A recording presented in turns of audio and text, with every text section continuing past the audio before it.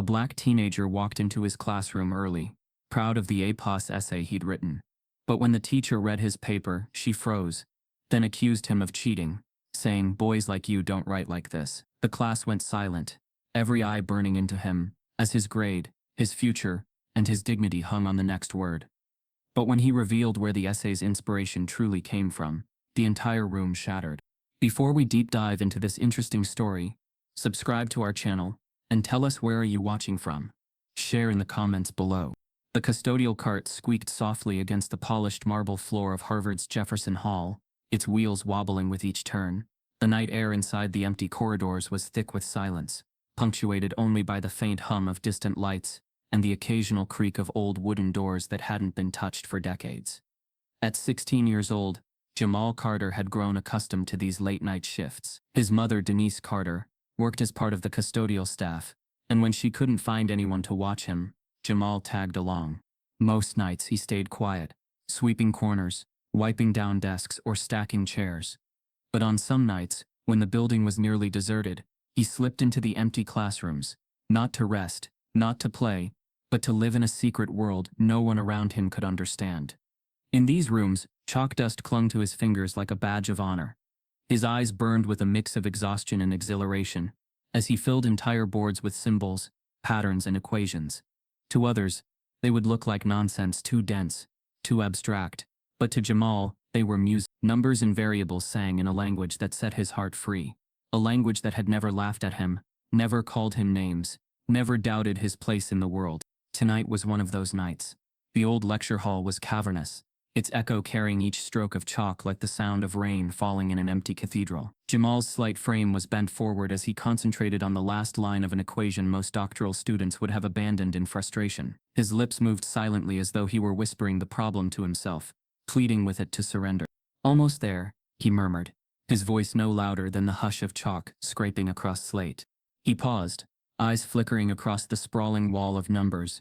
Every inch of the board was filled, and yet, in his mind, the path forward was as clear as if it had been waiting for him all along. Jamal adjusted his grip on the chalk, added 2 lines, shifted a symbol, and suddenly, the entire equation fell into balance. The boy leaned back, his chest rising and falling quickly. He knew what he had just done. He had solved something that wasn't meant to be solved. Not by him, not by anyone. But exhilaration was followed by dread. If anyone found this, would they even believe he did it? Or would they say he copied it? Or worse, that he didn't belong here at all? Jamal dropped the chalk onto the tray, the sound ringing too loud in the silence. He stepped back, wiping the sweat from his brow, and for a fleeting second, he let himself smile. Then he heard it. Footsteps. They weren't the heavy shuffling of another janitor or the brisk march of security guards.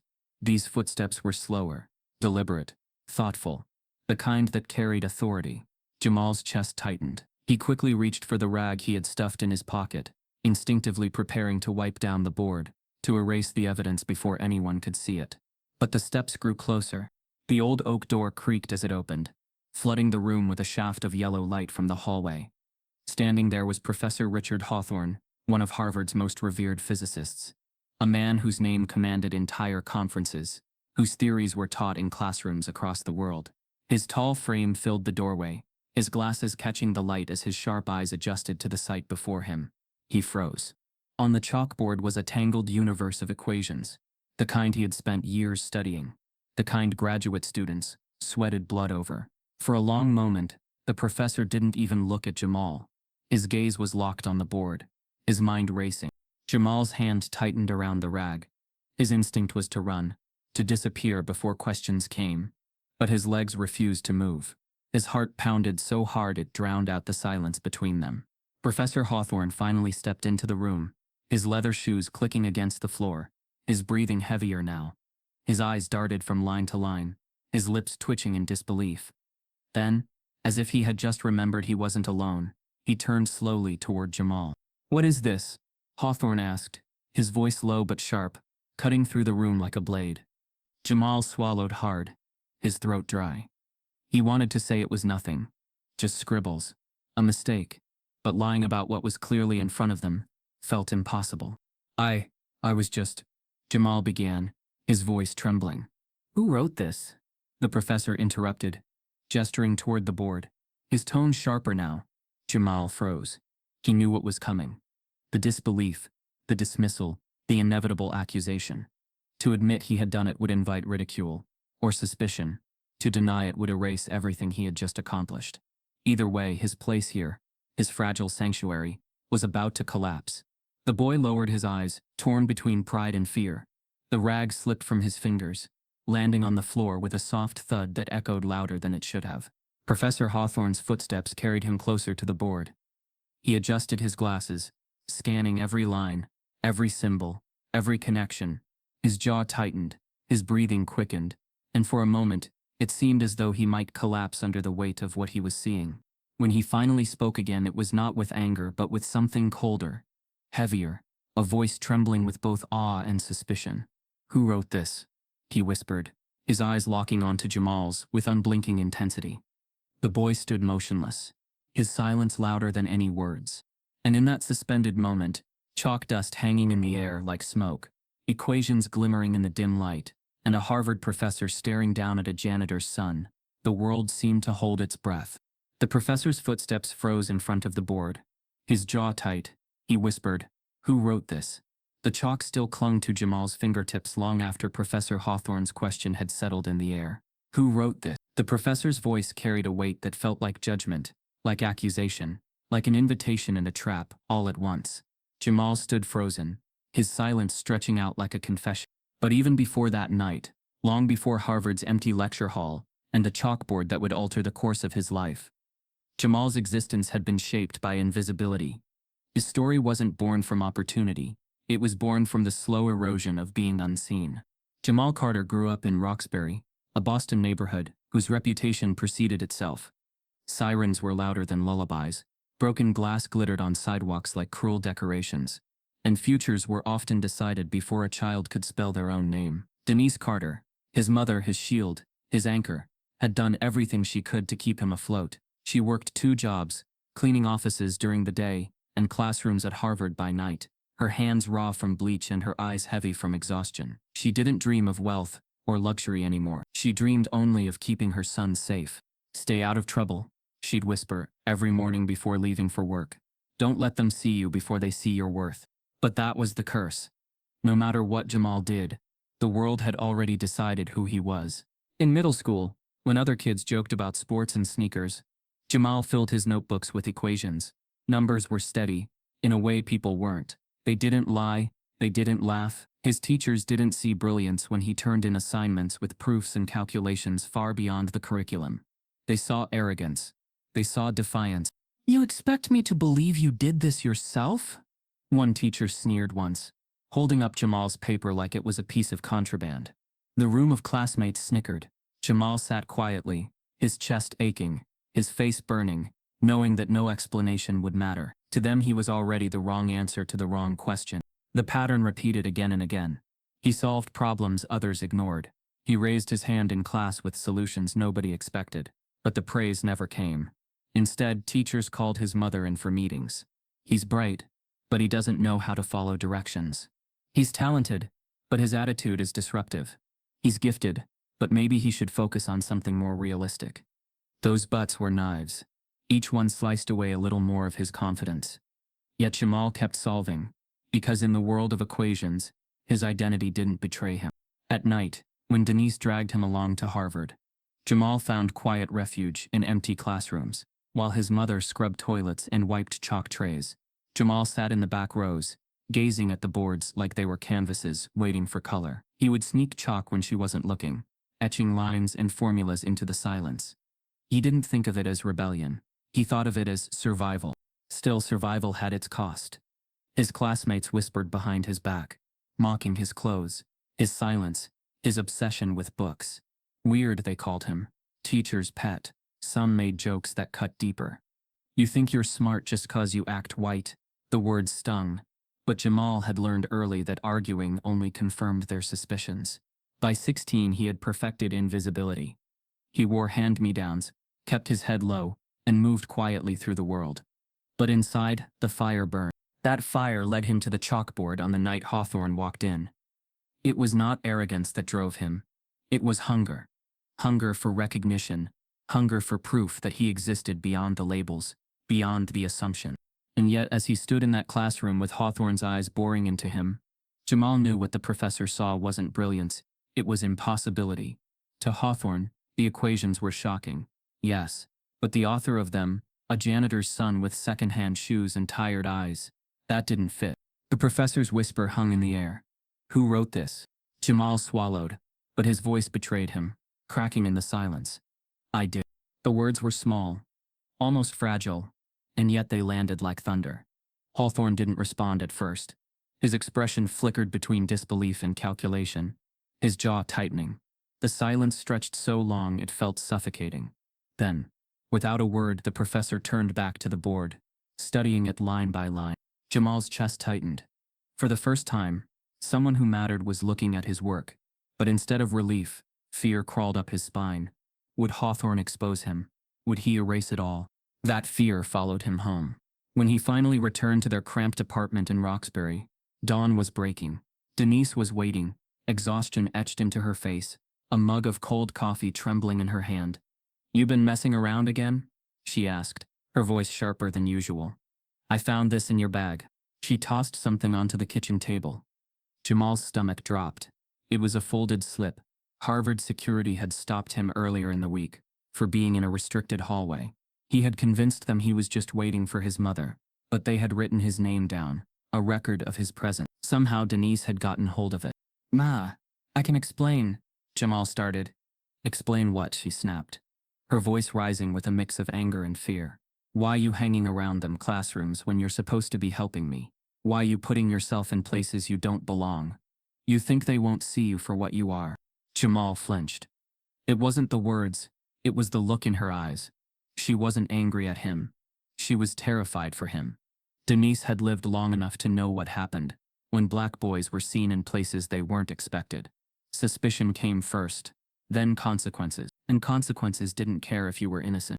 They don't see you, Jamal, she whispered now, her voice breaking. They don't see your mind. They see a problem walking around waiting to happen. Don't give them an excuse. Jamal stared at the security slip, his fists tightening. But I solved it, Ma. I solved something even their students can't. Denise's lips pressed together, trembling. Baby, even if you cure the world, they won't let you be the one holding the medicine. Don't you understand? Her words cut deeper than any insult at school. They weren't cruel. They were the truth of someone who had seen too much. But Jamal couldn't let go. Numbers were the only thing that made sense in a world built to erase him. Equations didn't care about his skin, his shoes, or his neighborhood. They only cared if he could find the answer. That night, as he lay awake in their small bedroom, Jamal replayed his mother's warning. He knew she was right, but he also knew he couldn't stop. The hunger inside him was too loud. What Jamal didn't know, what he couldn't possibly know, was that Professor Hawthorne hadn't slept either. He had stayed in that classroom long after Jamal left, staring at the board, erasing parts, rewriting them, only to arrive at the same conclusion. The boy had solved something extraordinary. And for a man like Hawthorne, who had spent his life fighting for recognition in the cutthroat halls of academia, the existence of a prodigy hidden in the janitor's shadows wasn't just unsettling. It was dangerous, because if Jamal Carter was real, then everything the system believed about genius, merit, and belonging was a lie. Yet when his mother discovered a Harvard security slip in his backpack, she demanded answers. The security slip burned like fire in Jamal's backpack. His mother's voice still echoed in his ears. They don't see your mind. They see a problem walking around waiting to happen. Don't give them an excuse. He wanted to listen. He wanted to obey. But a quiet defiance had already taken root. The night Hawthorne had found him at the chalkboard, Jamal had felt something shift. Not just in himself, but in the room, in the professor's face, in the silence that followed his confession. I did, Jamal had said when Hawthorne demanded to know who wrote the equations. Now days later, the professor had summoned him. It wasn't a request. It was an order, slipped through the janitorial supervisors and passed down to Denise, who delivered it with a trembling hand. Professor Hawthorne wants to see you, she whispered, fear etched across her face. Jamal, what did you do? Jamal couldn't answer.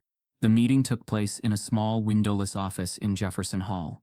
The walls were lined with books, the air heavy with dust and old paper. Hawthorne sat behind an oak desk, his posture rigid, his gaze fixed. Jamal sat opposite, perched on the edge of his chair, his palms slick against his knees. He had imagined this moment 1,000 times, what it would be like to have someone finally acknowledge his work.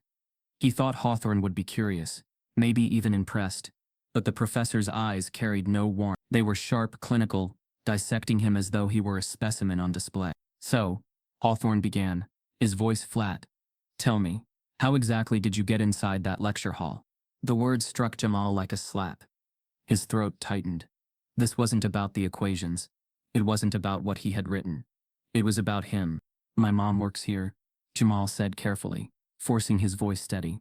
"Sometimes I help her after school. I just sat in the classroom." Hawthorne's lips curved into something that wasn't quite a smile. "Help her, or sneak in?" Jamal's chest tightened. "I wasn't sneaking. I was just, because you see," Hawthorne interrupted, leaning forward now, "those equations you filled that board with, they aren't something a boy from Roxbury just stumbles across." The way he said it, "a boy from Roxbury," made Jamal's stomach twist. It wasn't just disbelief. It was dismissal. Jamal straightened in his seat, the quiet fire rising in him again. "I've been studying them. On my own." "On your own?" Hawthorne repeated, his voice dripping with skepticism. "Do you expect me to believe that?" "I don't expect anything," Jamal shot back softly. "It's just the truth." The silence that followed was suffocating. Hawthorne leaned back in his chair, studying the boy as if weighing not the words but the audacity of them. "You realize," Hawthorne finally said, "that what you wrote was a partial solution to a problem I've been working on for years, a problem my graduate students struggle with. Men and women with full access to libraries, to research, to instruction, and yet, here you are, a janitor's kid, scribbling answers in the dark." The professor's tone wasn't admiration. It was accusation. "I didn't copy it," Jamal said, his voice firmer now. Hawthorne's eyes narrowed. "Didn't you? Because if I were to look through your bag, through your things, what would I find? Notes? A stolen copy of one of my lectures? Perhaps something you found online and decided to replicate to impress me?" The blood rushed to Jamal's ears. He had expected doubt, but not this casual assumption that his work was theft. "I don't steal," Jamal whispered. For the first time, Hawthorne's expression flickered, just for a second. A brief moment of hesitation, then it was gone, replaced with the same cold scrutiny. "You have to understand," the professor said, his voice lowering. "Men in my position, people in my position, we've seen this before. Students plagiarizing, cutting corners, pretending to be smarter than they are. You're not the first to try." "I didn't try to be smarter," Jamal said. His fists tightened in his lap, nails pressing into his palms. I am what I am." The words slipped out before he could stop them. He regretted them instantly, but they hung in the air, undeniable. Hawthorne leaned forward, his elbows on the desk, his eyes narrowing. For a moment Jamal thought he saw a flicker of something else, curiosity, maybe even fear, but it was buried quickly under suspicion. "You understand the position you're in," the professor said finally. "If you're lying, if you've taken something that isn't yours, it will come out. And if you're telling the truth, well then you're a complication I don't need." Jamal blinked. A complication, not a student, not a mind, not even a boy. Just a problem to be managed. He wanted to argue, to defend himself, but his voice caught in his throat, because deep down he knew, this wasn't about the equations. It was about who was allowed to hold them. Hawthorne rose from his chair, towering over him. "So here's what we'll do," he said, his tone final. "You'll come back tomorrow evening. I'll give you a problem. Something simple. Something I know you can't solve. If you fail, if you prove what I already suspect, you'll stay out of these halls for good. Do you understand?" Jamal's pulse pounded in his ears. "And if I don't fail?" he asked, his voice barely more than a whisper. Hawthorne's gaze hardened. "Then you'll still stay out, but at least I'll know what kind of boy I'm dealing with." Jamal's breath caught. No matter what he did, the outcome was the same. Hawthorne wasn't offering him a chance. He was handing him a sentence. The room felt smaller, the air thicker. Jamal's fire flickered, not extinguished but smothered beneath the weight of power he could not fight. For the first time he saw not just the brilliance of Harvard's halls, but the gatekeeping that guarded them. And he understood his presence there wasn't a miracle. It was a violation. Hawthorne adjusted his glasses, his tone sharp as a blade. Tomorrow evening, one chance. Don't waste it. Hawthorne gave him an ultimatum that could ruin everything. The night air outside Jefferson Hall was biting, but inside the weight of expectation was heavier than the cold. Jamal sat alone at the edge of a lecture desk, staring at the empty chalkboard that loomed before him like a silent executioner. Every second ticked louder in his chest. Hawthorne had not spoken much when Jamal arrived. The professor had only gestured toward the front, his posture taut, his gaze unreadable. On the desk a sheet of paper waited, covered with dense, sprawling symbols and notations that Jamal had only glimpsed in the deepest corners of borrowed physics texts. It was no homework exercise. It was no challenge designed for brilliance to shine. It was a trap. This, Hawthorne said finally, sliding the paper across the desk, is a problem no graduate student has solved in my department for the past 5 years. His voice was measured, calm, but it carried the precision of a scalpel. I want to see what you can do with it. Jamal's fingers hovered over the page, trembling slightly. He read the problem once, then again, his mind already whirring, mapping, tracing. A familiar fire stirred inside him, one that whispered not of impossibility, but of potential. Still, another voice coiled around him, heavy and suffocating. Even if you succeed, it won't matter. They'll never let you belong. Hawthorne seemed to sense his hesitation.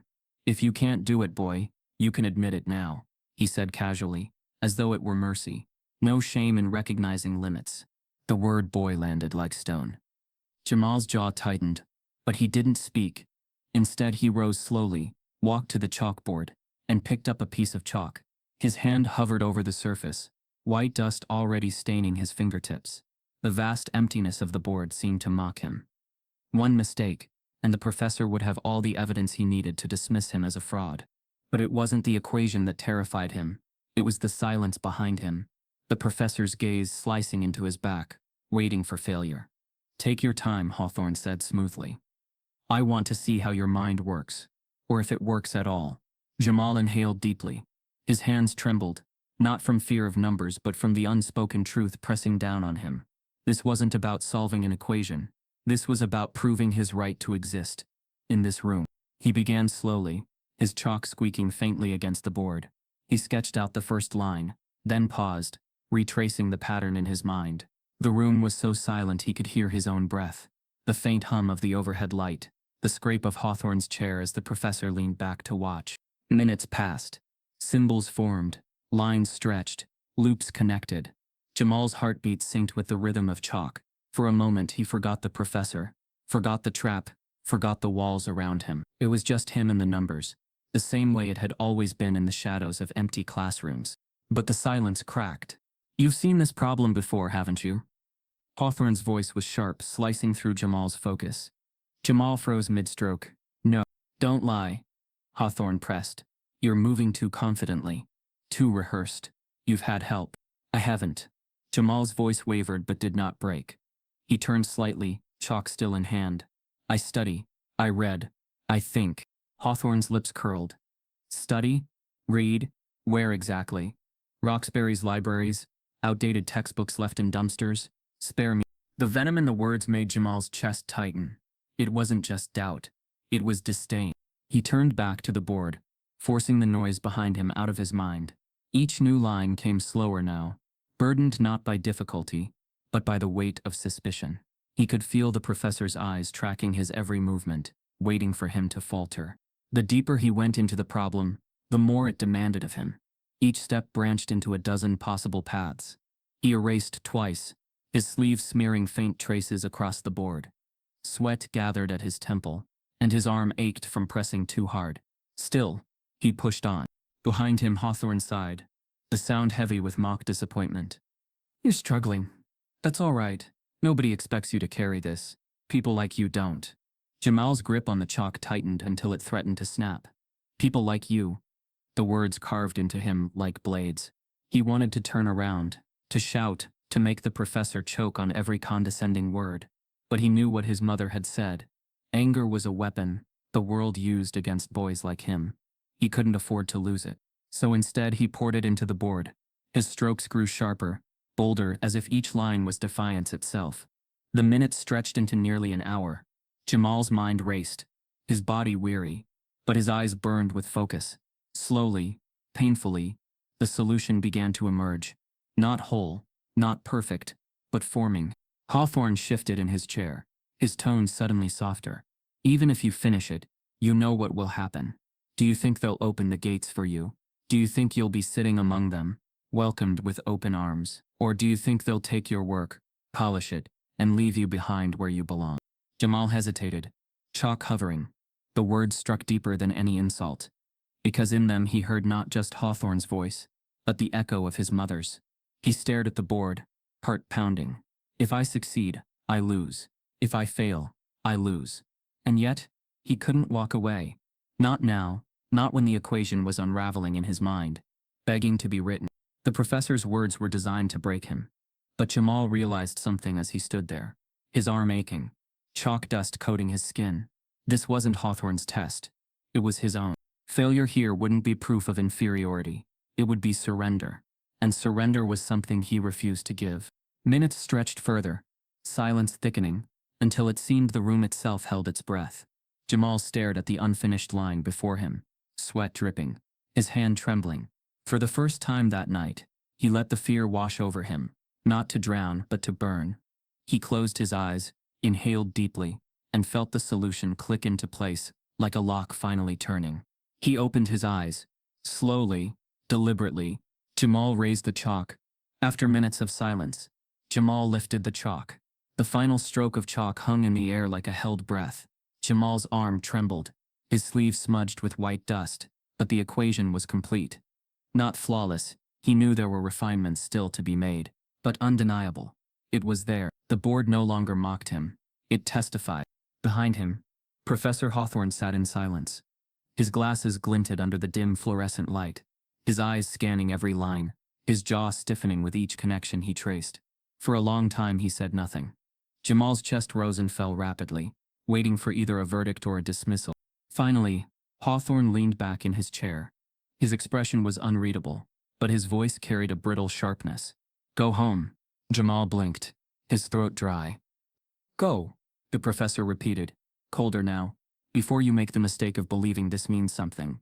The words hit Jamal harder than any outright insult. Not even failure, just dismissal. As if his work, his hours of fire and focus, could be brushed away like chalk dust. He set the chalk down gently and left, the silence following him out of the lecture hall. But silence, at Harvard, never lasted long. By morning, whispers had spread through the corridors. They always did. A story too strange not to repeat, too scandalous not to bend. A janitor's kid cracked the Hawthorne problem. Nobody seemed to know exactly what had happened, but the fragments turned into legend overnight. Some claimed Hawthorne himself had been humiliated, outshined by a teenager who had no business even setting foot in a classroom. Others dismissed the story as exaggeration, insisting it was impossible. A boy from Roxbury couldn't do what graduate students had failed to accomplish for years. And then there were those who believed the cruelest version, that Hawthorne had written the solution himself, planting it to drum up attention, and that the janitor's boy was nothing more than a convenient prop. In the cafeteria, 2 graduate students leaned over their trays, speaking in hushed tones. I heard he didn't even finish it, just scribbled nonsense on the board and left. No. My advisor swears Hawthorne stayed in the lecture hall for hours after. Said the board was covered with real math, like advanced. Please. A janitor's kid. Come on. Be serious.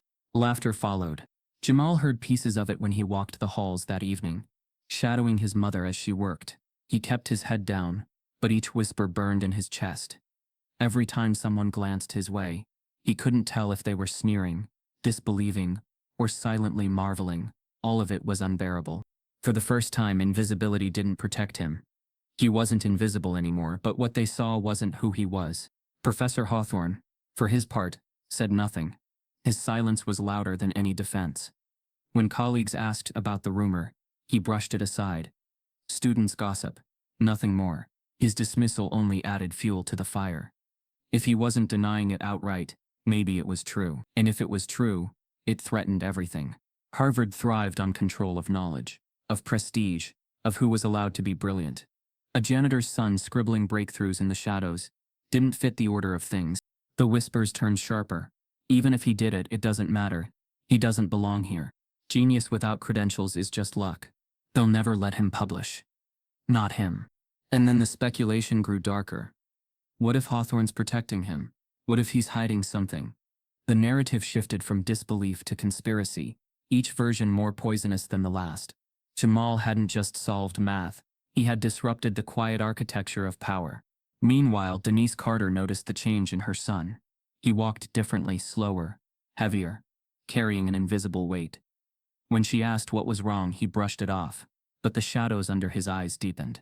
"Baby," she said one night, wiping down a kitchen counter, "I can feel it. Something's happening to you at that school. You need to tell me." Jamal hesitated. The words were lodged in his throat. He wanted to tell her everything. That he had stood at Harvard's chalkboard. That he had faced down the professor. That whispers now carried his name. But fear stopped him. Fear of crushing her with truths too heavy to bear. Fear of confirming her worst suspicions. That she had been right all along. "They don't see you, Jamal," she had said. And now they did see him. But not as he was. So he said nothing. Instead, he buried himself deeper in numbers. Every night after helping his mother, he found another empty classroom, another board to cover. The more they doubted him, the more he wrote. His notebook swelled with calculations, filled margins with equations that had no audience but him. Yet the rumors still spread, curling through Harvard's polished halls like smoke seeping through cracks. Some students began to linger outside the classrooms, hoping to catch a glimpse of him. Some came with curiosity, others came with cruelty. One evening, as Jamal erased a chalkboard, he heard laughter behind him. "Look at this," a student's voice mocked. The janitor's boy playing Einstein again. He turned slowly. Two graduate students stood in the doorway, their arms folded, smirks plastered across their faces. "You think you're clever," one of them said. "You think you belong here?" Jamal said nothing, his rag moving steadily across the board. The other stepped closer, his tone sharp. "Let me give you some advice. Don't get comfortable. Nobody's gonna let you sit in these halls. You're just a story, and stories fade." Their laughter echoed as they left. Jamal stood in silence, chalk dust clinging to his fingers, the rag limp in his hand. He told himself their words didn't matter, but they did. They always did. By the end of the week, the rumor had become something bigger than him. It wasn't about Jamal Carter anymore. It was about what he represented, an intrusion into a space not meant for him, a crack in a wall that had stood for centuries. And when walls crack, those who built them grow afraid. That night, Jamal returned home late, his eyes heavy, his chest hollow. He closed the door quietly, so as not to wake his mother. But as he stepped into the living room, he noticed something unusual. A small piece of paper lay on the floor, pushed halfway under the doorframe. He bent down, picking it up with trembling hands. The handwriting was jagged, rushed. The note read, "Keep your boy away." No signature, no explanation, just a threat as stark as the silence that followed. Jamal's breath caught, his heart racing. The paper shook in his hand. He knew instantly, it wasn't just rumor anymore. Someone wanted him gone. That night, a note was slipped under his mother's door. "Keep your boy away." The note, "Keep your boy away," had lingered like smoke in Jamal's home, unspoken but heavy, slipping into every corner of the apartment. Denise Carter had found it folded on the kitchen table the next morning. She didn't ask Jamal how it got there. She only stared at him with eyes that begged him to stop, to pull back before the world sharpened its claws. But Jamal couldn't. He would. Days later, the summons came. Professor Hawthorne had called him into his office again, the door closing with the heavy finality of judgment. "The faculty has been intrigued," he said carefully, not looking directly at Jamal. "There's been talk, whispers, and whispers, if left unchecked, turn into narratives." Jamal sat stiffly in the chair across from him, the same chair that had once felt like an interrogation post. His palms pressed flat against his thighs. "They want you to speak," Hawthorne continued, his tone neutral, his gaze finally meeting Jamal's. "A seminar. A brief explanation of your thought process." The words were chosen with precision. Brief, explanation, thought process. It wasn't an invitation. It was containment. "To who?" Jamal asked softly. "To the faculty. A few graduate students," Hawthorne replied, adjusting his glasses. "Consider it an opportunity." But Jamal didn't hear opportunity. He heard trial. When the day arrived, Jefferson Hall's lecture theater filled with quiet anticipatory murmurs. The rows were stacked with professors in crisp suits, graduate students scribbling in notebooks, and a smattering of undergraduates who had slipped in, hungry for gossip. Jamal had never seen so many eyes pointed in one direction, and now they were all aimed at him. As he stood near the podium, chalkboard looming behind him, he felt every stare drilling the same silent question into his chest. Who allowed you here? Denise sat in the back row, clutching her purse tightly, her knuckles pale. She had begged him not to do this. Baby, you don't owe them anything, she had whispered that morning.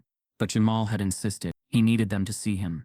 Not just as a rumor, not just as Hawthorne's complication, but as a mind in his own right.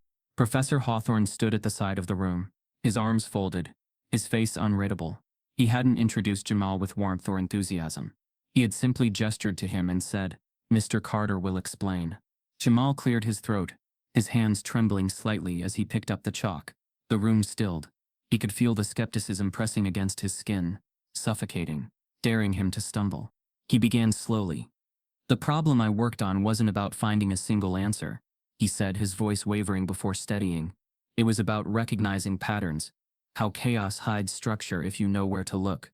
He drew a series of equations, his hand steadier with each line.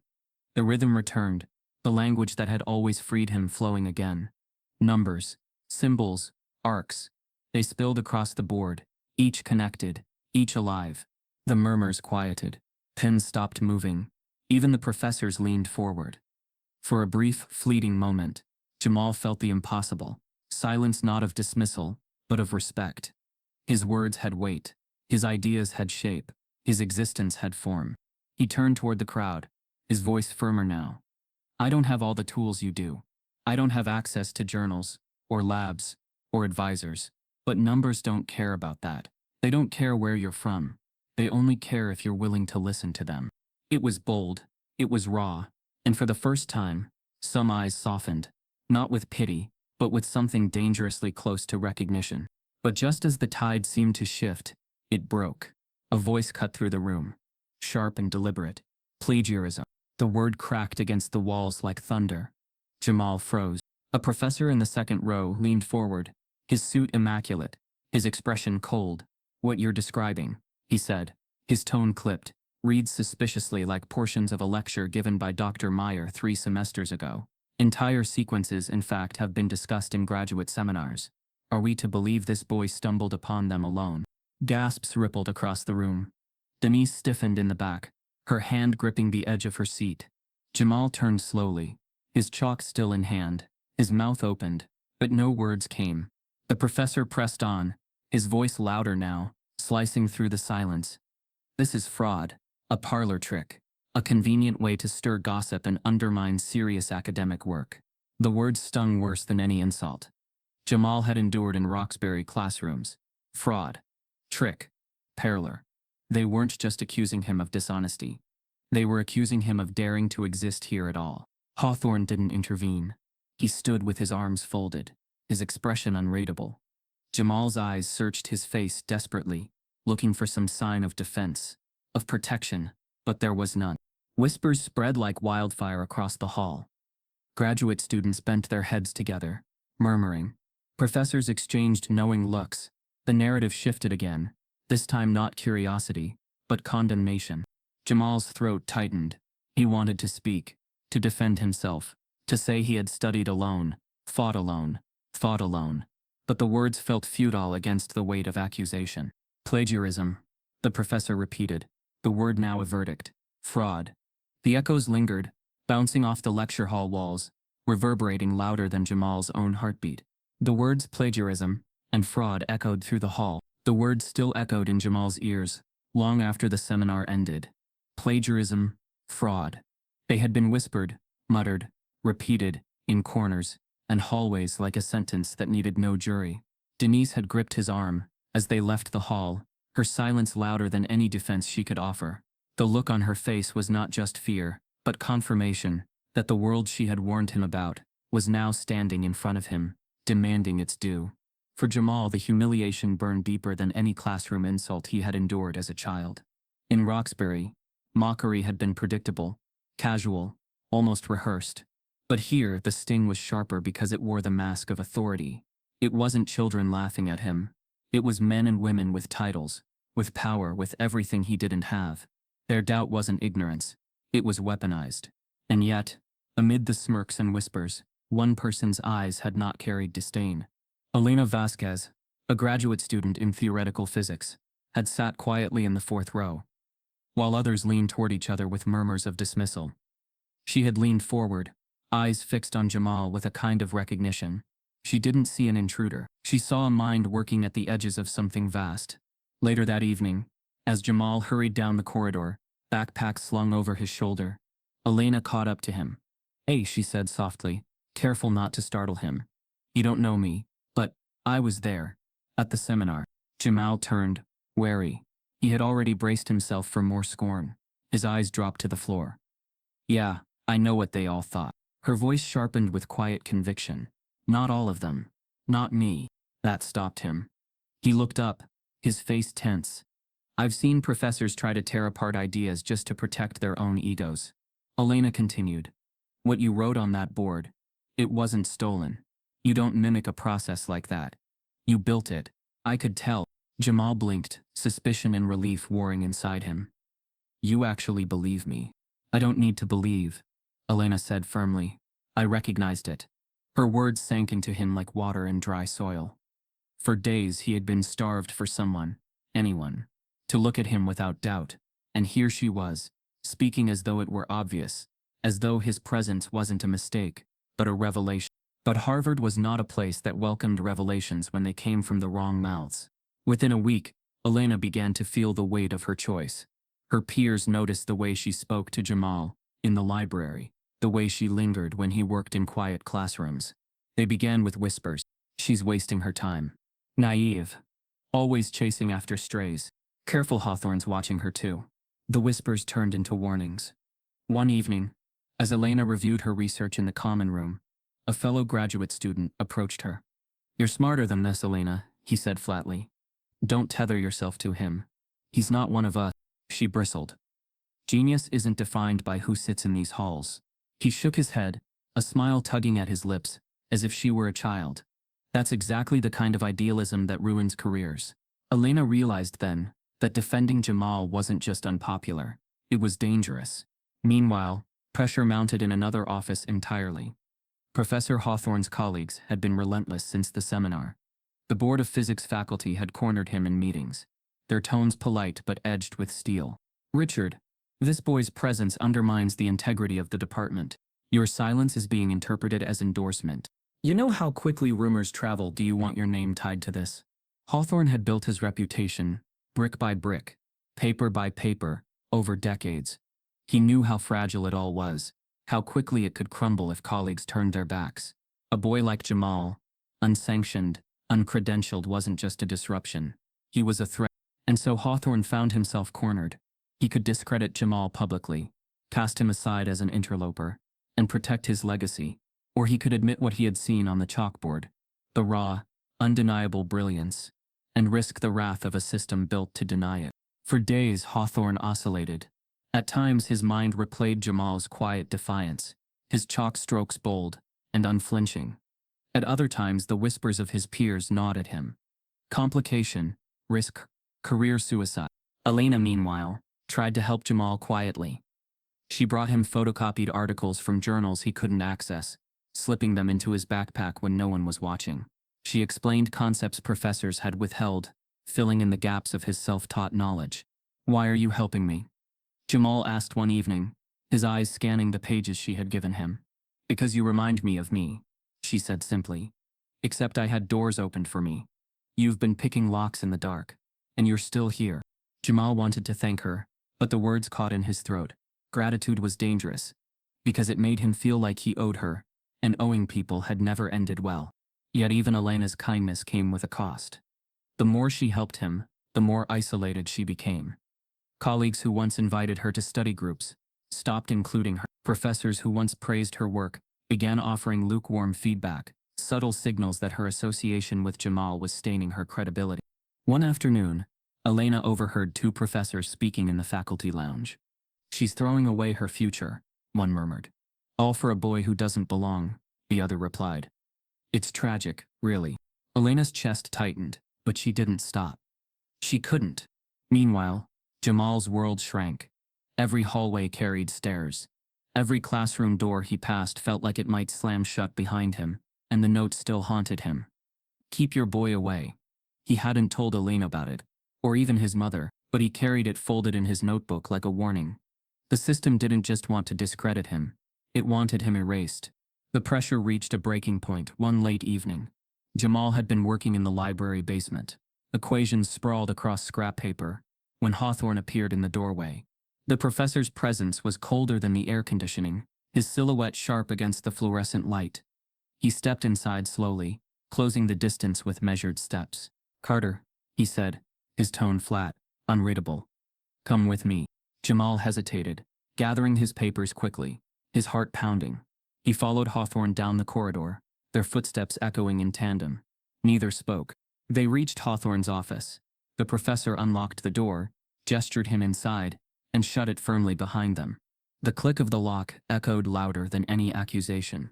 Jamal stood in the center of the office, clutching his backpack straps, his chest tight.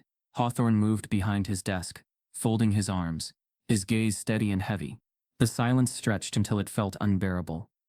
Then, with a voice colder than Jamal had ever heard, Hawthorne finally spoke. We need to talk about what happens next. Hawthorne invited Jamal into his office late at night, closing the door behind them. The office was dim, the only light coming from a brass lamp that cast long shadows across stacks of journals and papers.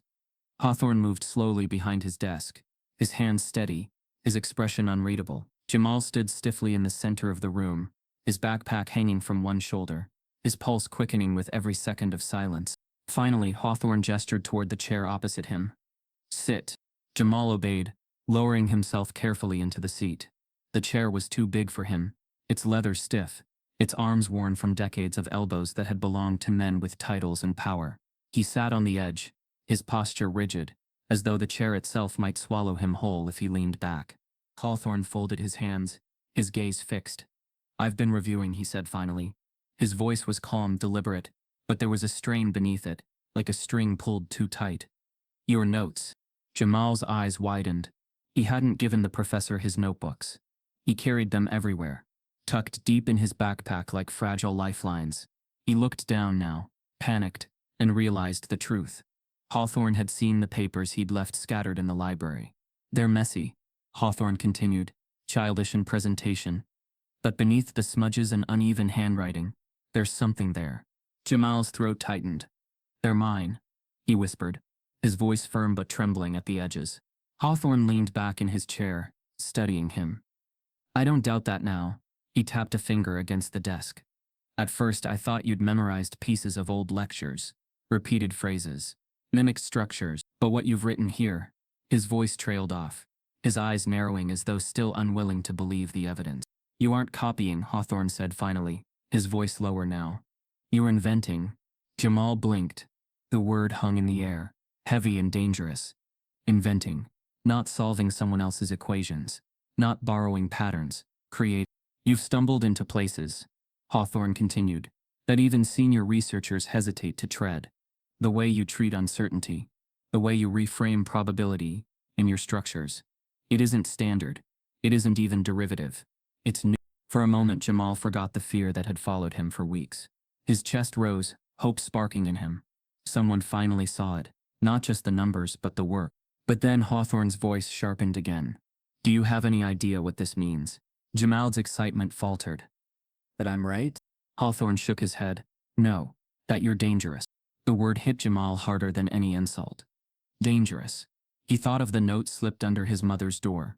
He thought of the whispers that chased him down hallways. Dangerous not because he was wrong, but because he was right. I don't understand, Jamal said quietly.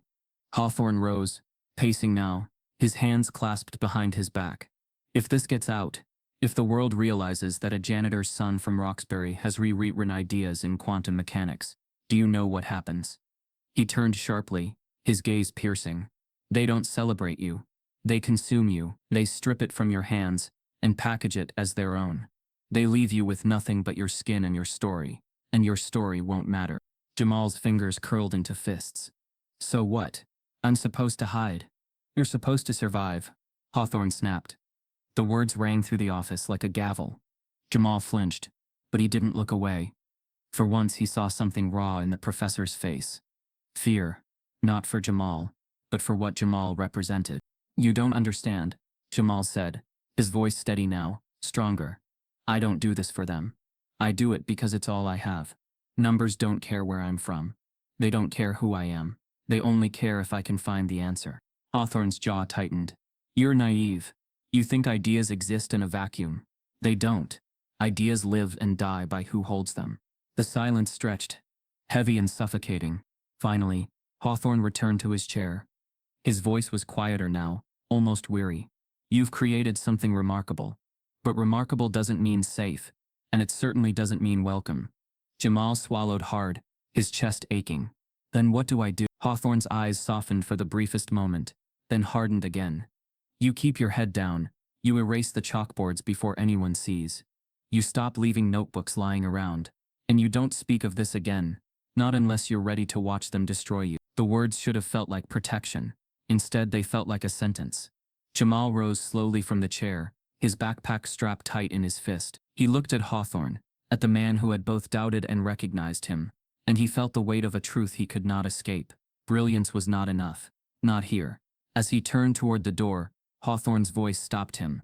Softer now, almost a whisper. If the world sees this, the professor muttered, eyes fixed on the scattered notes still on his desk, you'll never be safe. The professor's warning, if the world sees this, you'll never be safe, hung in Jamal's chest for days. He carried it like an echo, heavy and unshakable, through the long corridors of Harvard and into the dimly lit corners of his home in Roxbury. But if fear was supposed to silence him, it failed. His notebooks grew thicker, his equations sharper. He couldn't stop. And Harvard noticed. 2 weeks after the seminar, a letter arrived at the Carter household. Heavy paper, embossed with Harvard's crest, the kind of envelope that carried power before it was even opened. Denise Carter read it 3 times before she whispered the words aloud. They want to meet with us. Her voice trembled, caught somewhere between pride and suspicion. The following Thursday, mother and son walked together through the grand arched entrance of Massachusetts Hall. Jamal wore his only pressed shirt, collar too tight against his neck. Denise wore her church blazer, the seams worn but carefully mended. She clutched her purse as though it were armor. Inside, a polished conference table stretched across the room like a battlefield. At its head sat members of Harvard's administration, their tailored suits immaculate, their smiles warm but rehearsed. Each had a folder in front of them, and each folder bore Jamal's name. Mr. Carter, one of them said as they rose, extending a manicured hand, and Mrs. Carter, we're so pleased you could join us. Denise hesitated before shaking the hand. Jamal noticed how quickly the man's smile returned to his colleagues, as though the formality had been completed, and the real business could now begin. Please sit. They did. The chairs were too soft, sinking them lower than the men across the table. Jamal felt smaller with every second. The meeting began with praise. Your son has shown remarkable potential, one administrator said, his tone polished. Truly remarkable. It's not every day we see this level of self-motivation. Another chimed in. In fact, his talent is so extraordinary that we felt it important to discuss ways Harvard can support him. The words washed over Jamal, but he felt the spaces between them more than their surface. Support, motivation, potential. None of it sounded like belonging. Denise leaned forward slightly. What kind of support are you talking about? The man across the table smiled, folding his hands. We're prepared to offer Jamal access to resources, limited access, of course, to help nurture his gifts. Perhaps a mentorship arrangement, supervised study, maybe even a scholarship in the future. The way he said it, in the future, made Jamal's stomach twist. It wasn't a gift, it was a leash. And in return? Denise asked. A flicker crossed the man's face, almost invisible, but there. Well, naturally, Harvard would oversee any work produced. For protection, intellectual property is a delicate matter. We'd hate for Jamal to be taken advantage of. Jamal understood then. They weren't offering him a seat at the table. They were offering to package him, polish him, present him as a Harvard product, while keeping the keys in their own hands. His mind wasn't his own, it was theirs to control. The administrators leaned in. layering the praise thicker. Think of what this means. Mrs. Carter. Your son's name associated with Harvard. Opportunities he'd never have otherwise. Safety, security, prestige. The words felt like velvet covering iron. Jamal sat in silence, his fists tightening under the table. For weeks, he had been accused of fraud, dismissed as an intruder. Now the same voices smiled at him as if he were a trophy. The change wasn't recognition. It was strategy. Of course, another added smoothly. We'd prefer to keep this arrangement discreet for now. Public exposure would only complicate matters. Complicate. Another word for hide him. Denise's lips pressed together. She had spent her life working under people who smiled while they bled her dry. She recognized the tone instantly. Jamal finally spoke, his voice low but steady. So you want me to keep solving problems? But I don't get credit for them. The administrators exchanged quick glances. One leaned forward with an indulgent smile. Not at all. You'd be acknowledged in due time. But science, Mr. Carter, is a collaborative endeavor. It's not about individuals. It's about institutions. About legacy.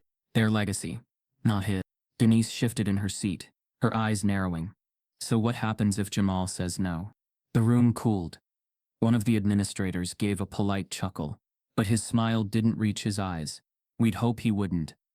Opportunities like this don't come twice. And without the right guidance. His voice softened, but the implication cut deep. Brilliance can burn out quickly. It wasn't a threat. It was a warning. Jamal's chest burned with humiliation and fury. They weren't seeing him as a genius. They were seeing him as property. The boy from Roxbury, who could be repurposed into a Harvard story, if he obeyed. He glanced at his mother. Denise's hands were folded tightly on the table, her knuckles pale. She looked at him, then back at the men across from them, and in her eyes Jamal saw something shift. Not fear, not submission, but defiance. The administrator continued, his voice smooth. So shall we move forward with a provisional arrangement? But Denise cut him off. Her voice was calm, but it carried steel. Before we move forward, I have one question. The room stilled. Every head turned toward her. His mother interrupted the meeting with one question that shattered their script. The conference room was silent after Denise Carter's question cut through the administrator's rehearsed script. They had praised. They had promised. They had threatened in velvet tones. But her words had fractured the performance. They shifted in their seats, exchanged looks, smoothed their ties. But none of them had an answer that didn't reveal the truth. They weren't there to help Jamal. They were there to control him. Jamal sat beside his mother, his heart swelling with something he hadn't felt since all this began. Protection. For weeks he had stood alone in front of chalkboards, in classrooms, in the court of whispers and accusations, but here in this room where men in suits believed they owned the future. His mother's voice was the first barrier they couldn't bend. When the meeting ended, the administrators' smiles were brittle, their farewells clipped. Denise walked Jamal out of the building, her hand firmly on his back. She didn't say much until they were outside, the cold air brushing their faces. You don't owe them anything, she whispered, her tone fierce. Don't forget that. Her words followed him back to Roxbury. That night, Jamal pulled out his notebooks, spreading them across the small kitchen table. He studied until his eyes blurred, until dawn began to paint the window. His mother's warning and Hawthorne's fear clashed in his chest, but one truth rose above the noise. His power was not Harvard's approval. It was his mind. For the first time, Jamal stopped writing to prove himself to others. He wrote because he could see things no one else could. In the basement of the Harvard Library, tucked between dusty stacks and flickering lights, he chased problems professors had avoided for decades. He worked on equations that seemed untouchable, letting the numbers twist and turn until patterns emerged like constellations in a night sky only he could read. In those hours, Jamal felt unstoppable. But power without protection is dangerous. And Harvard wasn't the only one watching. It began with shadows at the edge of his awareness. Students lingering a little too long outside the basement doors. Professors passing by the stacks without borrowing books. At first, Jamal ignored it. Paranoia, he told himself. But then he noticed how certain notebooks he left in his backpack appeared slightly shifted, as if someone had thumbed through them. One evening, Elena Vasquez appeared at his side, her brow furrowed. You're drawing attention, Jamal. People are talking again. He didn't look up from the page. They've been talking since the first day. This is different, she pressed. They're circling. Some want to discredit you. Some want to claim you. You need to be careful. Jamal finally looked at her, his eyes tired but burning. Careful doesn't get me free. Elena sighed. She admired his defiance, but she feared it too. She had watched promising minds destroyed, not by failure, but by envy and politics. And Jamal had no armor, no institution to shield him. He was a boy in the middle of a storm with nothing but chalk. The storm grew louder. Articles began to circulate on academic blogs. Harvard prodigy or hoax? One headline asked. Another, rumors of a Roxbury genius, fact or fantasy. Each piece dripped with skepticism, framing Jamal less as a student of thought, and more as a curiosity, a spectacle. Some even named him directly. His neighborhood, his age, his mother's job, all laid bare like an expose. At home, Denise clutched the articles in trembling hands. They're putting a target on you, she whispered. Don't you see, they'll tear you apart before they let you rise. But Jamal couldn't stop. The fire inside him was too strong. Every insult, every dismissal, every attempt to own him only fueled it. He buried himself deeper in the equations, scratching late into the night until his hands cramped. He was no longer solving problems to be accepted. He was chasing discoveries that terrified even him. And he was getting close. Too close. One night, as he bent over a set of calculations that reframed uncertainty in quantum states, he felt the world tilt. The pattern revealed itself not as an answer, but as a question so profound it made him drop his pen. He realized he wasn't just solving known puzzles, he was touching the edges of something unseen. The air felt different after that. He could no longer shake the feeling of eyes on him, even when he was alone. The following afternoon, Jamal sat alone in the cafeteria, a rare break from the basement. His notebooks were stacked beside him, his untouched tray of food growing cold. He was scribbling again, trying to capture the thought before it slipped away, when a shadow fell across his table. A stranger stood there, sharp suit, clean smile, a face that didn't belong among the students. He was older, polished, and confident in a way that set him apart from the weary faculty. Mind if I sit? The man asked, not waiting for permission before lowering himself across from Jamal. Jamal stiffened, his pen hovering above the page. Do I know you?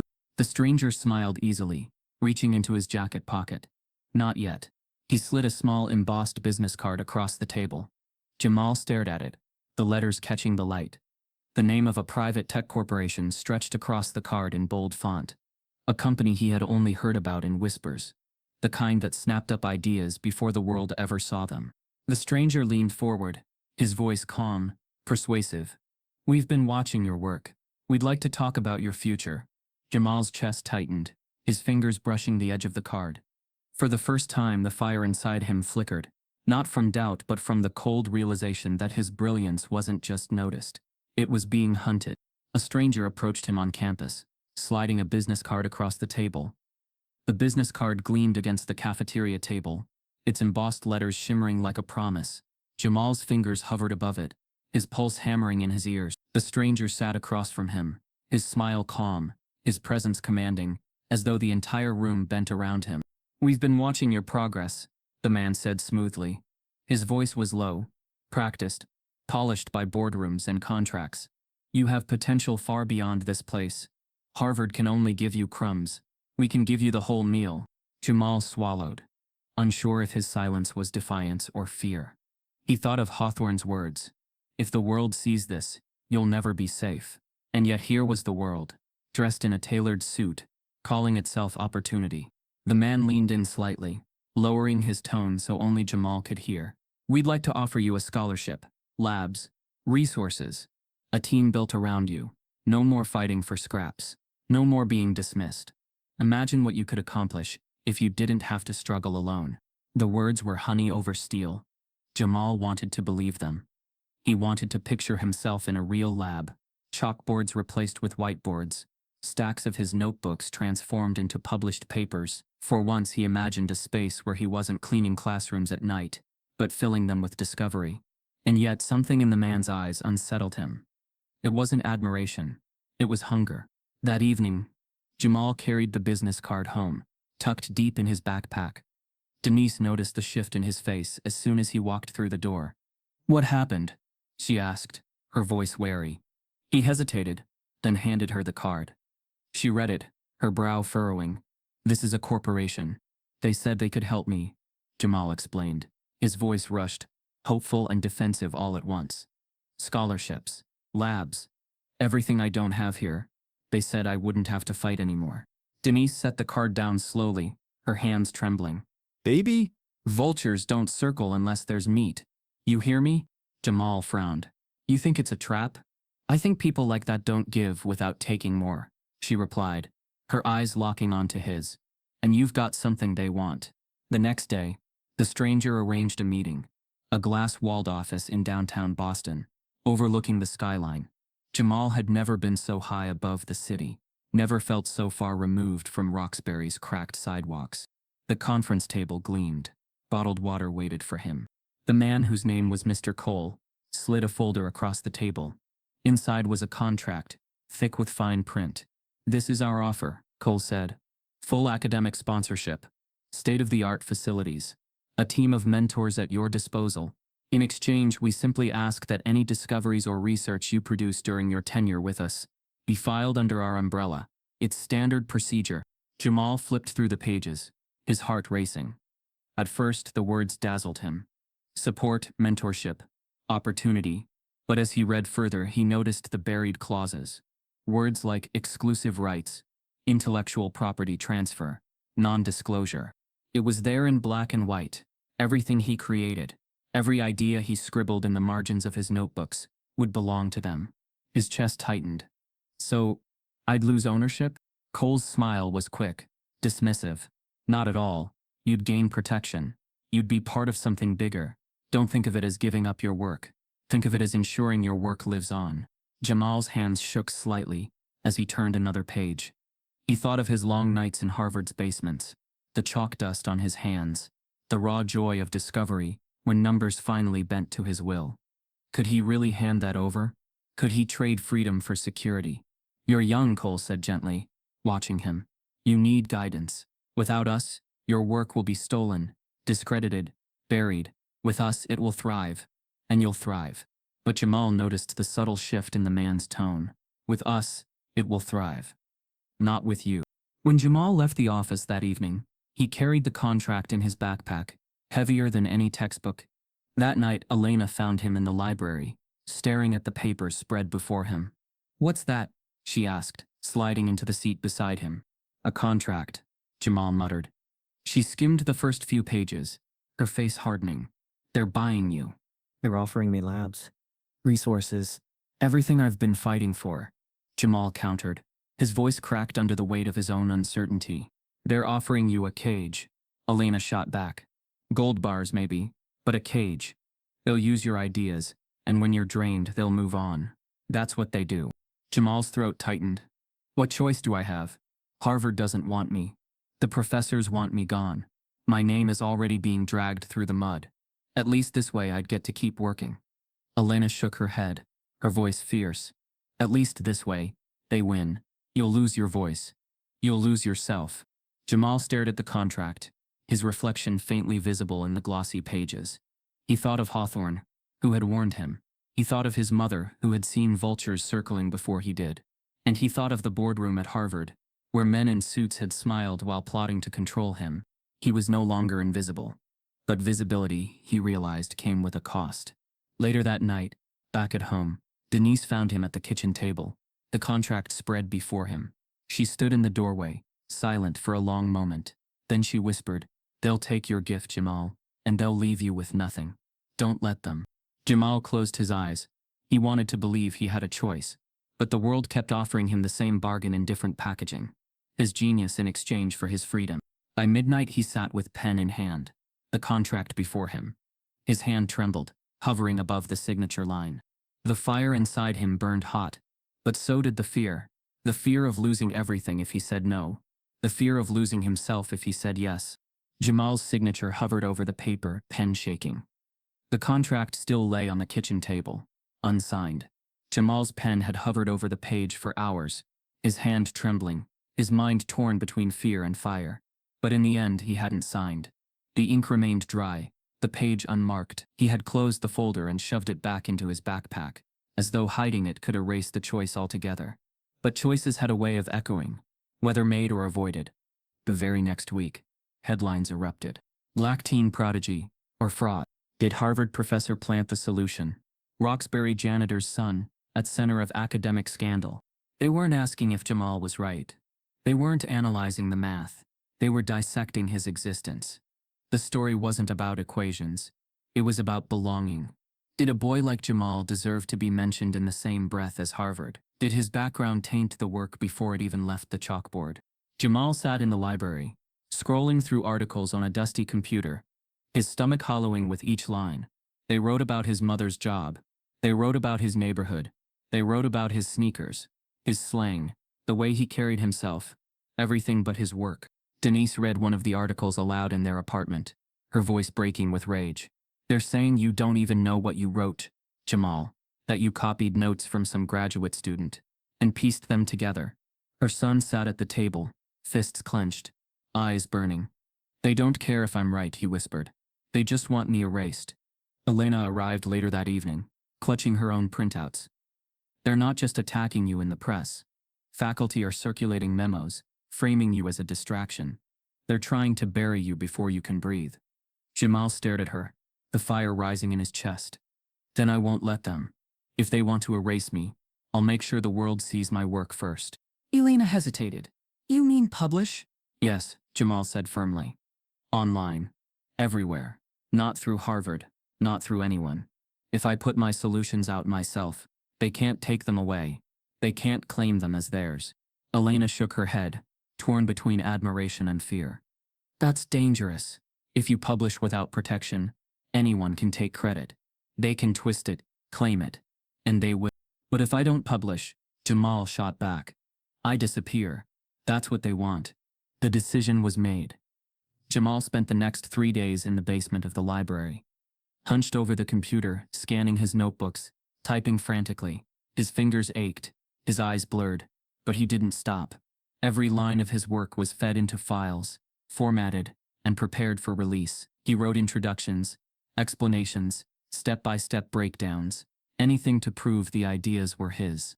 It wasn't just math anymore. It was survival.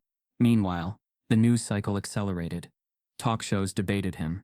Some hosts sneered at the idea of a janitor's son rewriting physics. Others painted him as a symbol, an underdog genius being crushed by an elite institution. But no one invited Jamal to speak. His voice was absent from the conversation about his own life. At Harvard, the board held quiet meetings. If he publishes, we need to be ready, one administrator warned. Frame it as misguided youth. Stress the lack of oversight. Another leaned back, smirking. Or better, let him publish, then dismantle it publicly. Nothing will discredit him faster. Hawthorne sat in the corner of those meetings, silent. He had seen Jamal's work. He knew the boy's discoveries weren't fraud. They were brilliance. But to admit it now meant betraying his colleagues, risking his own career. Silence was safer. Silence was survival. For Jamal, silence was no longer an option. On the third night, his files were finally complete. Dozens of PDFs, equations stacked like skyscrapers, diagrams carefully labeled. His heart pounded as he prepared to upload them to an open-access server. This is it, he told Elena, who sat beside him, watching nervously. Once you do this, there's no going back, she whispered. I don't want to go back, Jamal replied. His hand hovered over the mouse, his eyes burning with determination. I want them to see me. He clicked to log in. The screen flickered, then froze. Jamal frowned, refreshing the page. The login box appeared again, but when he entered his password, the system rejected it. Invalid credentials. He tried again, and again. Each attempt failed. Panic surged in his chest. He opened his folders, empty. Every file, every PDF, every scanned notebook, gone. Elena gasped, her hand flying to her mouth. Jamal, they're not here. He clicked through frantically, opening directory after directory, searching every corner of the hard drive. Nothing. His weeks of work had vanished, erased in an instant. Jamal's heart thundered, his breath coming fast. They deleted it. His voice shook with fury. Someone got in. They erased everything. Elena grabbed his arm. That's not an accident. Someone's watching you. They don't want this to get out. Jamal slammed his fist against the desk, the sound echoing through the basement. His body shook, not from defeat, but from rage. They hadn't just dismissed him. They had reached into his hands and ripped away his voice. He sat back, trembling, staring at the empty folders. For the first time, the fire inside him faltered, not because he doubted himself, but because the walls around him had grown taller, thicker, unbreakable. Elena whispered, "Jamal, what are you going to do?" He didn't answer. He couldn't. His mind raced with fury, grief, and defiance. Somewhere above him, the polished halls of Harvard hummed with quiet calculation. Outside, the world debated whether he belonged. And here, in the basement, his work, the only proof of his truth, was gone. But when he logged in to upload, his files were gone. The empty folders glared back at Jamal like a taunt. His work, weeks of equations, hours of sleepless nights, the only weapon he had gone, vanished as if it had never existed. He sat frozen in the library basement, the computer humming quietly, its blue screen reflecting in his wide, furious eyes. Elena whispered beside him, "They got to you, Jamal. They don't want this out." Jamal's hands trembled, then clenched into fists. He shoved his chair back, the screech of metal on linoleum slicing through the silence. His chest heaved, his breath short and sharp, rage and despair boiling together until it became something else entirely. Resolve. "I'm done hiding," he muttered, his voice low but steady. "Where are you going?" Elena asked, her voice tight with fear. "To the only person who knows the truth," Jamal said. "If he won't stand with me, then I'll tear the mask off myself." Moments later, Jamal was striding across Harvard Yard, the autumn wind snapping at his shirt, the leaves scattering in his wake. Students turned as he passed, their whispers following him, but he didn't hear them. His feet carried him like fire to Jefferson Hall, to the door of Professor Hawthorne's office. He didn't knock. He slammed the door open. Hawthorne looked up from his desk, startled, his glasses perched low on his nose. His expression flickered between annoyance and alarm. "Carter? What the hell? What did you do?" Jamal snapped, his voice shaking not with weakness but with fury. Hawthorne's brows furrowed. "Excuse me?" "My files," Jamal spat. "All of them. Gone. Erased. You think I don't know? You're the only one who had access. You told me I wasn't safe if the world saw it. Was this your way of proving it?" The professor rose slowly, his hands braced against the desk. His face was pale, his lips tight. "I didn't touch your files." Jamal laughed bitterly. "So it's a coincidence? Everything vanishes the second I try to publish? You think I'm stupid?" Hawthorne's jaw clenched. "You're not stupid.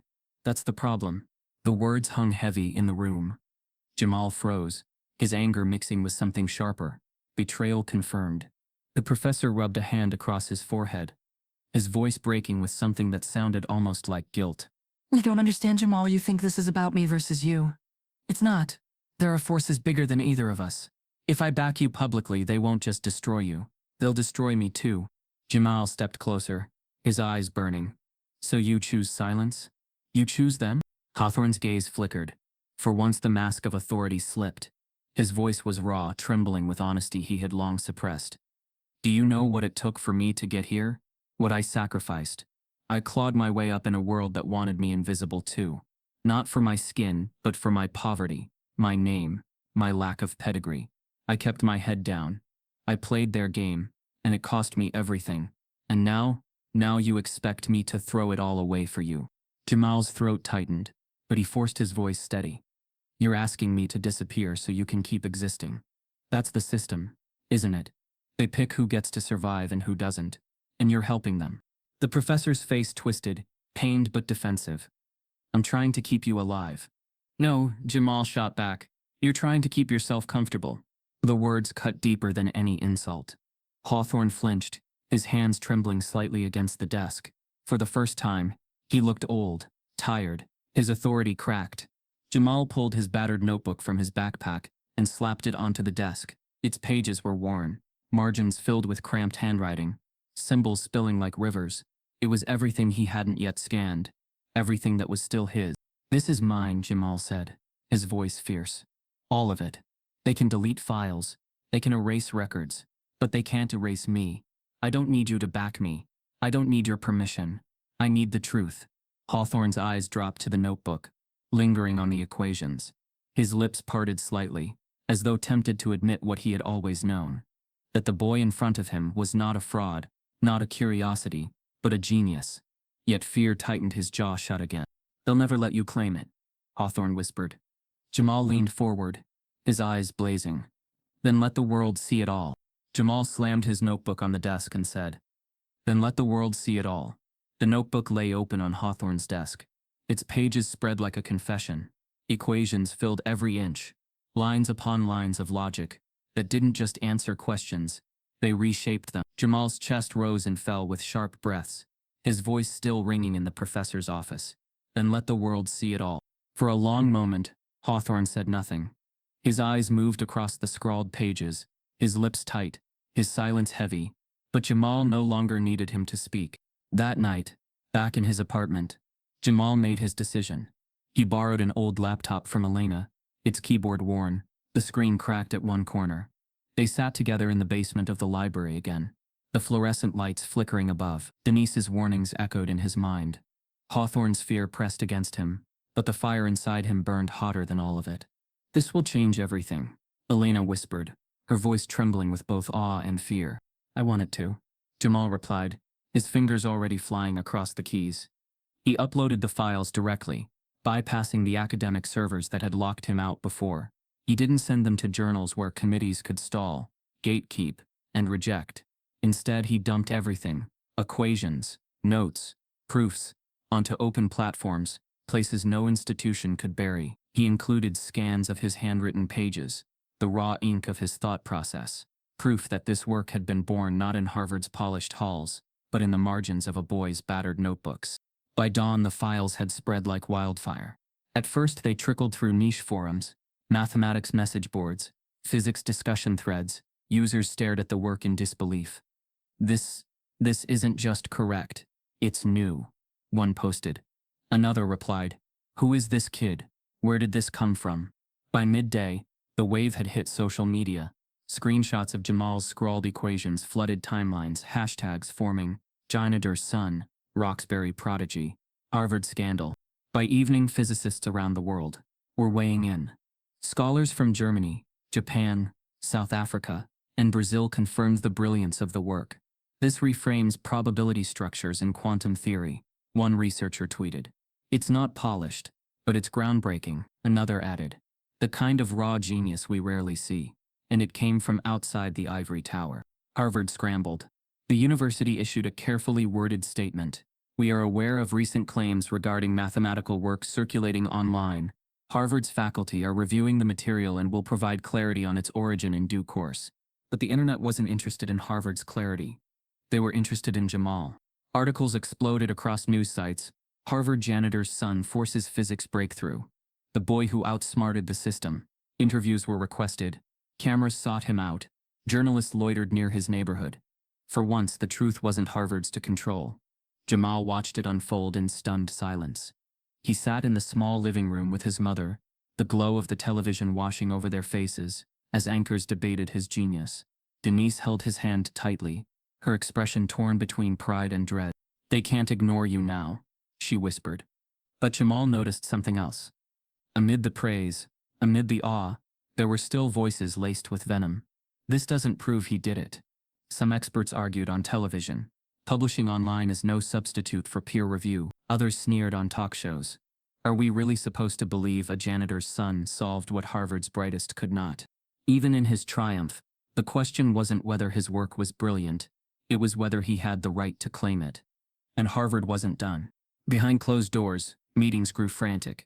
We need to control the narrative, one board member insisted. If this boy becomes the face of these discoveries, what does that say about us? About our standards? Another added, frame it as collaborative. Say Hawthorne guided him. Say the institution nurtured him. If we move quickly, history will remember Harvard, not him. But history, for once, was not playing by their rules. The images of Jamal's handwritten notebooks had already become symbols, circulated and celebrated. His battered pages were proof of authenticity in a world polished by press releases. Elena squeezed his shoulder as he scrolled through comments late one night. They're seeing you, Jamal. Not as a fraud, not as a rumor, as who you are. For the first time, Jamal allowed himself to believe it. Yet triumph carried shadows. The next morning, as he opened his email on the borrowed laptop, he froze. Among the flood of messages, Offers for interviews, notes of congratulations, curious inquiries, was one that stood apart. No subject line, no sender name, just a single sentence in the body. Stay quiet, or else. Jamal's blood ran cold. He read it twice, then 3 times, his hands trembling.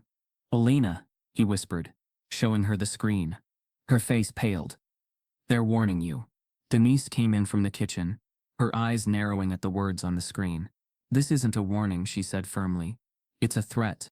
The fire in Jamal's chest flickered with fear, but it didn't go out. He stared at the words, his reflection faint in the glow of the laptop, and he understood the truth.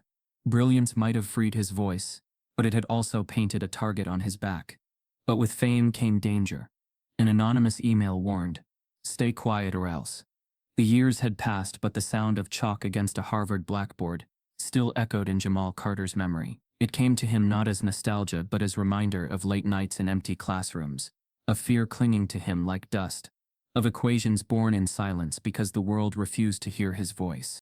Now, as he stood in the grand lecture hall of Jefferson Hall, the same room where whispers once condemned him as a fraud, the sound that filled the air was not silence, but applause. A sea of faces stretched before him, professors, students, administrators, journalists. Cameras flashed, notebooks opened. He had been invited back not as a rumor, not as a complication, but as the keynote speaker for Harvard's annual symposium on quantum theory. He wore no borrowed clothes this time. His suit was his own, sharp and tailored, a reflection not of assimilation but of choice. His voice no longer trembled with fear.